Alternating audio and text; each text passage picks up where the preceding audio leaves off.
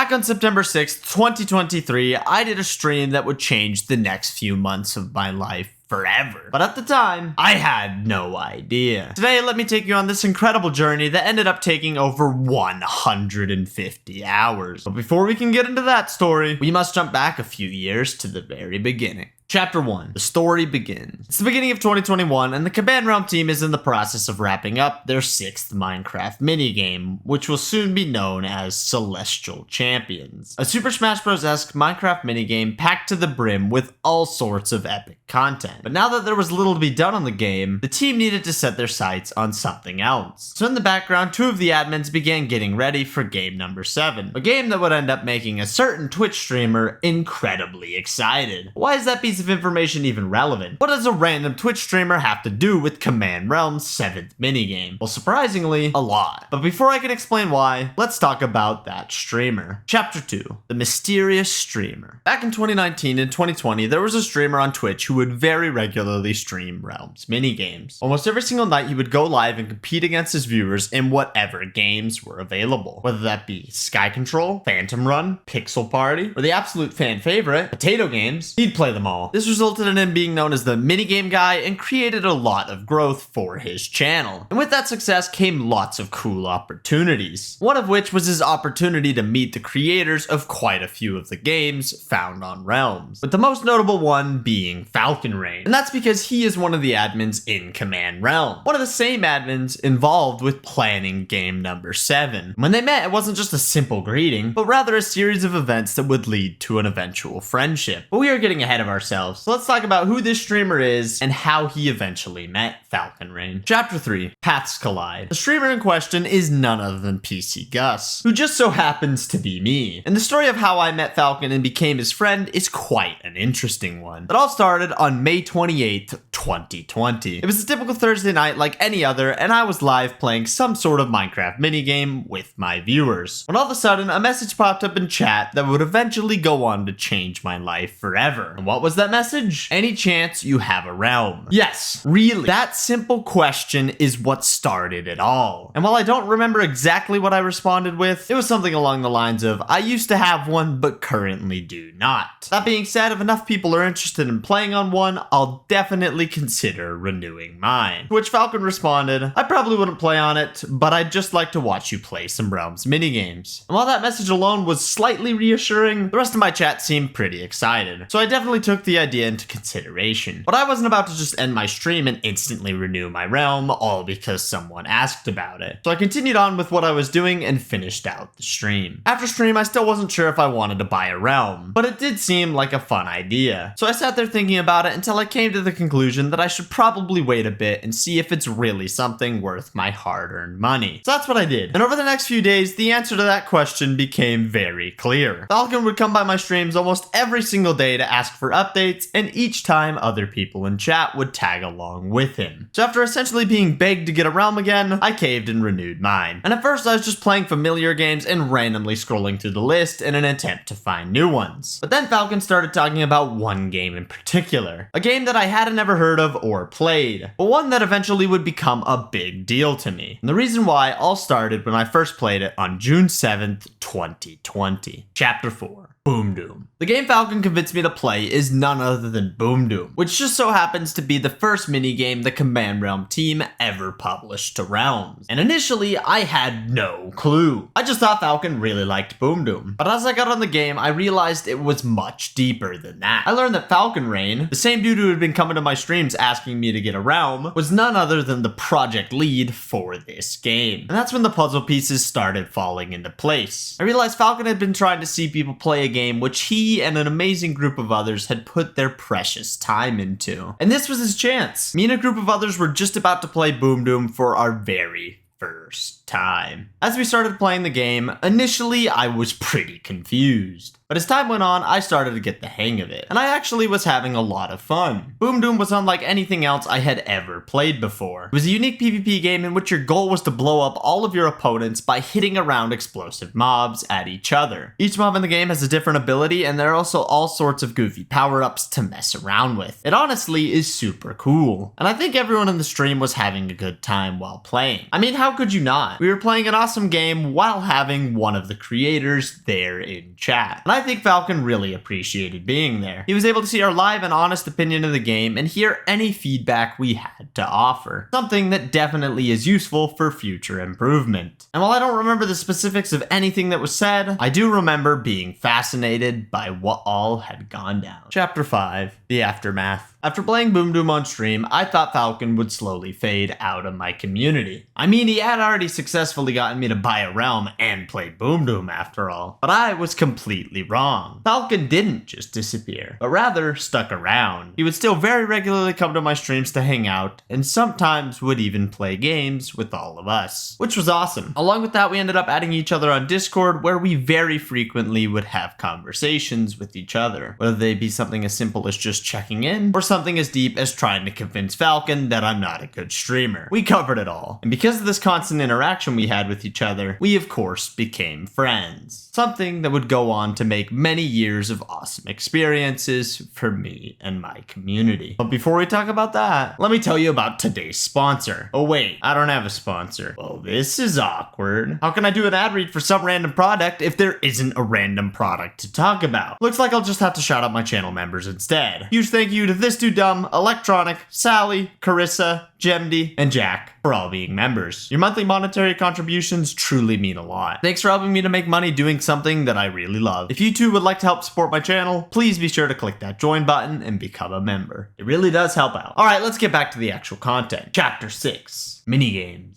For the rest of 2020, the Command Realm team would go on an absolute rampage making minigames. They were constantly pumping out all sorts of exciting stuff, and because of my friendship with Falcon, my community would get sneak peeks and early access to what was going on. This not only was an absolute blast for all those involved, but it also got me really interested in the whole minigame creation process. In fact, I became so interested that I started coming up with my own minigame ideas and even attempted to follow through with some of them, but nothing ever got that far. And that was when I started pitching game ideas to Falcon. But no matter how many dumb ideas I threw his way, nothing ever became of it. At least not for the rest of 2020. Chapter 7, The Pieces Fall Together. This brings us back to early 2021, where the 7th Command Realm game is in the process of being planned behind the scenes. And while initially I had no clue of what was going on January 23rd, 2021, I would receive a message from Falcon that would change that. A message that to most people probably would have meant very little, but to me, it meant everything. So what was the message? Well, it was Falcon simply saying, "I think you'll really enjoy our game after this one. Eyes emoji." To which I responded by saying, "Is it zombies?" Eyes emoji, which left Falcon completely speechless. All he could respond with was various different eye emojis, and that was when I knew I had figured it out. The Command Realm team was finally going to be using an idea that I had begged Falcon to do for ages. Chapter 8, The Ball Starts Rollin'. Over the next few weeks, more and more progress would be made on the upcoming Command Realm zombie game. Lots of planning was taking place, and building and coding would eventually begin. And while I was slightly involved in some of the planning, that was really it. I wanted to do more for the game, but Falcon didn't want to undermine the rest of the team by allowing me to tag along without actually being a part of the team. He was okay with me giving ideas and testing what was being made, but if I really wanted to heavily contribute to the project, I needed to join the team. So that's what I decided I was going to do. But it's not like I could just say I wanted to join the team and boom, that's that. I actually needed to go through the same process as everyone else to prove myself. So that's what I did. And on February 26th, 2021, I would officially become a trial member for the Command Realm team, which now meant I could start building for this game. Chapter 9, It's Buildin' Time. As I began building for this game, my initial plan was to make one of the big maps, then move on to making cubes if I had time. But through a series of events that took place in my life, that plan quickly fell apart. So instead of making a big map, I decided to focus on making cubes to help make the random mode as good as I possibly could. And while things got off to a really slow start, towards the end of March, I had finished my first ever cube, known as Cave with Energy Beam. Yes, I know, that's the greatest name you've ever heard, but that's besides the point. The cube features a very open spherical design with, believe it or not, a nice big energy beam just chilling in the center. It's simple, clean, and was a good start to something wonderful. My next two builds were also both themed around lightning to fit the upgrades they would hold, and took on a pretty similar block palette to the first one. Electric Swirl features a big swirling pit of electricity climbing up the walls, and Electric Falls is a path of electricity flowing its way down from a hill into a pit. Something about this map bothers me today after all these years, but it's a relic of the past that I don't want to mess with. We then get to my most creatively named build of all time, Cave with Iron. A name so good I'm pretty sure I must have spent hours writing it. The build features a somewhat plain cave design filled with iron and coal, and honestly would be a pretty mediocre cube if it weren't for the fun layout that it has. But I mean, what did you expect with a name like that? You can't have an amazing name and an amazing build for the same cube. That would be too elite. Alright, enough memeing. Get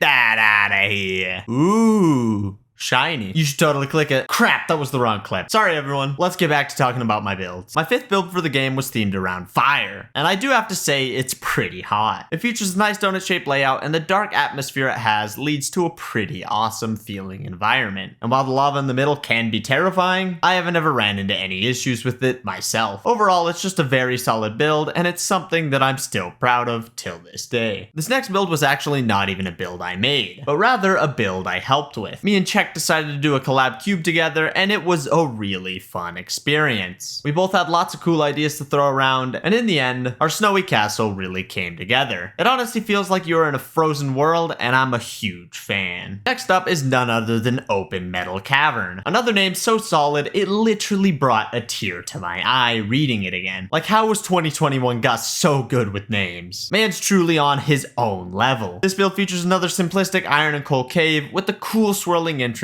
and a big open room at the center. It's another one of those decent looking cubes with what I consider to be a really unique and fun layout. It definitely has some flaws, but nothing so horrible that I would consider changing it. That same sentiment definitely applies to my next build as well, Airy Swirl. It's a very open and bright build with two large gusts of wind curving up out of the tornado base into the walls. It's a fun cube to look at and move around in, but there are definitely times where it feels a bit rough. And that brings us to the final cube I made before the game ended up being released. It is a thick green sword stuck inside a dark podium found within an eerie cave. And while it definitely was a unique concept for a cube, I think that the execution could have been much better. But I can't be too hard on myself. It was good enough to make it into the official trailer after all. Chapter 10. The game is finished. Sometime around May, the rest of the cubes would be finished off, as well as everything that needed to be done for the two big maps that got made. Then a few weeks later, the coding was finished and the game would be wrapped up. It received the name Dungeon of the Arbalest at some point during development, but I legitimately have no idea when that title stuck. Calvin first suggested it on March 25th of 2021, and that's the best I've got. I do, however, have the exact date for when Dungeon of the Arbalest was submitted to Realms for review. And that would be May 20th, 2021. It was submitted with 177 cubes and 2 large maps, something that I doubt any of us expected when this project first began. And while I definitely was pleased that I built 8.5 cubes and contributed a bit to one of the big maps, I always wished I had done more. I wanted to leave more of a mark on the game I personally had begged for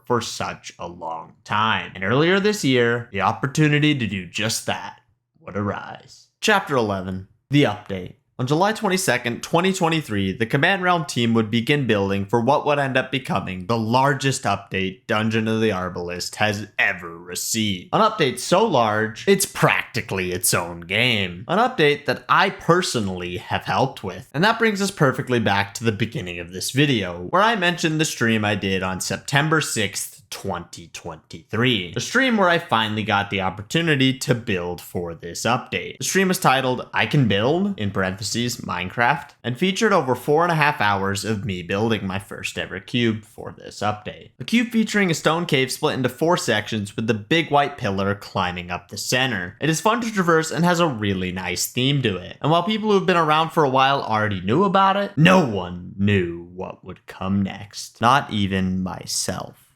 Chapter 12. A Secret is Born. Upon finishing my first build for this update, my desire to leave a big mark on the game came soaring back. I really wanted to avenge myself for not doing more on the game years ago. So right then and there, I decided that I was going to grind. I would build enough to truly leave my mark on this game once and for all. So I started the build, and while initially I didn't intend for it to become a secret project, through a series of events that took place, that's what would end up happening. And from September 10th to October 16th, I went absolutely crazy placing blocks on the build server. I knocked out build after build after build and just continued making new goals for myself to keep me motivated. This resulted in me placing over 200,000 blocks, which as you can imagine took a long time. And due to how many builds I was finishing, I constantly needed to come up with new ideas to keep up. It was a really exhausting process, but in the end, I was able to make a lot of cubes that I am very proud of. Chapter 13. The big reveal. After months of hiding this project from you all, the time has finally come to reveal what I've done. I no longer must hold these builds in the shadows and do my best not to say anything. I can instead show off what I've done and let this information be free into the world. So without further ado, let me introduce you to the 26.4 builds you have never seen. Chapter 14. Cubes! It all starts off with Darkness Corrupted Cave. A nice open cave with a big dark claw reaching down towards the ground. It looks very rundown and barren, like all the life it once had got sucked straight out of it. There isn't much left other than a dirt floor and a cave that would be completely corrupted if it weren't for the spheres of light trapping it inside. Build number 2 is a throwback to one of my OG builds. It features that fun swirling design from Electric Swirl, but this time in green. And for those of you who don't know, green is my favorite color, making this build one of my absolute favorites. I really just love how everything comes together to make such a fun looking build. We then get to Invasive Amethyst, my second and currently last collaborative build I have ever done. This one was done with Calvin and features an ancient city inspired cube with an animated ceiling. Visually it's very bright, but the theme it has is definitely dark. I personally think it turned out really good, and in the end I contributed about 40%, thus the 0.4 in 26.4. This next build honestly feels sort of cluttered, but the layout it has is fantastic. The cube features a dark ravine running through the center of it and has all sorts of pathways to access it. You can run around this cube for a good 10 minutes and still be impressed by all the mobility options that it has. I honestly think it's one of the best concepts I came up with. Uh-oh, a void cube? That's right. Chasm is my first ever attempt at a void cube, and at this current moment, it is my only void cube. Along with that, it was my first attempt at having an open ceiling, and I am very happy with how it turned out. And while it still definitely is a dangerous cube to traverse, it's got a cool layout unlike anything else in the game, and I'm pretty happy about that. I like making unique ideas, and this cube is definitely one of them. This next build was actually never intended to be mine, but rather a suggestion for other people on the build team. But when none of them latched onto it, I decided to do it myself. So thus Ripped Roof was born. It features a beautiful cave with a nice building in the center that has wind launching its roof off into space. It's a really fun build that turned out way better than I could have ever imagined. These next 2 cubes hold a really special place in my heart, and that's because of the idea they were inspired by. The Rebirth and Crystal Caves are both aimed at giving some love towards my big map that really never got that far, and give a nice homage to it. I'm a really big fan of the block palette they have, and something about their style just works really well. My next build features a really fun pink and white color scheme that I liked so much that it actually became the inspiration for the build that followed. They both feature a colorful glass centerpiece with a unique looking cave aimed at complementing the shape of the glass. And while both are definitely similar to each other, I do believe that there are enough differences to make each one feel pretty special. Fire! Oh no, not again. This cube features 4 semi-tight caves all leading into one central room with a big old lava pool covered in glass at the very center. It definitely screams towards its fire theme, and that's something I love about it. While some people might not like the more tight feeling space that it has, I personally think it helps add to the experience. Aw yes, dirty waters. A joke idea that I constantly would give to other people anytime they couldn't come up with their own. But the problem is, no one ever did it, so I took matters into my own hands. This cube features a sandy island in the center with 4 paths leading up to it, all surrounded by waterlogged leaves. The walls feature a fun and strangely colorful design, and everything just comes together to make a really nice build. But what makes the idea a joke? Well, the idea itself was literally just the name of a game, and people probably didn't think I was being serious. But using that game, I was able to come up with my own twist to make something pretty magical. Is it cold in here? Nah. It's not like I'm standing in an icy cave or anything. This cube features a massive variety of different paths you can take, and is honestly one of the most difficult ones that I made. Making something that looked nice while also having so many smaller segments really did test my abilities. But at the end of the day, I made something that I am proud of, and it sure is fun to run around in. The Iron Circle, or as it should be called, the Iron Donut, is a circular shaped build with the center of it cut straight out. You can choose to infinitely run loops around it, or you can head to the center to play in the nice iron crater. Building this was an absolute nightmare, but at least it should be a helpful cube to find in nightmare mode, or at least I hope. Why put lights on your tree when you could just instead make your tree out of lights? Well, that's at least the philosophy this next cube has. The shocking tree is an electric tree that towers over the rest of the land. It's big, bright, and has a really fun shape to it. And while achieving said shape took a lot of trial and error, including a complete redo, I am very happy that I took the time to make this cube. It has such a fun design to it that's unlike anything else in the game. My next cube is actually a complete reimagining of one of the OG builds I did for this game. I knew that I was capable of making a much better Sword in the Stone-esque build, and I wanted to prove that. I decided to make the Corrupt Blade, a thin purple sword with magical swirls spiraling above it, and I think I nailed it. This build is significantly better than the first sword I did, and I honestly think it's one of the coolest things I have ever built in Minecraft. The name of my next cube really takes me back to 2021. I mean, with a name like Icy Spike Cave, I surely had the same brain cell active once again. And you guessed it, the build features an icy spike inside of a cave. It actually looks really nice and has a cool layout to it, but parts of the side caves can feel a bit clunky. We all know about water leaking through the ceiling, but what about poison? Well, I personally have never seen that happen, but I'd imagine it would look something like this. This build features a nice open cave with a big drop of poison pouring down from the ceiling. The nearby grass has been melted away, and chaos is surely about to unfold. But luckily the build is not animated and everything should be okay. Somewhere under the shock bow. Nope, that's enough of that. This next cube features 3 separate shocking arches overlooking a nice clean landscape. It has a variety of different block palettes and is full of light and color. It is truly a shocking build and one that I'm very glad I made. Dark to Light has quite an interesting story to it, starting off with the fact that the idea wasn't even my own. It instead was a suggestion that I got from my friend Jacob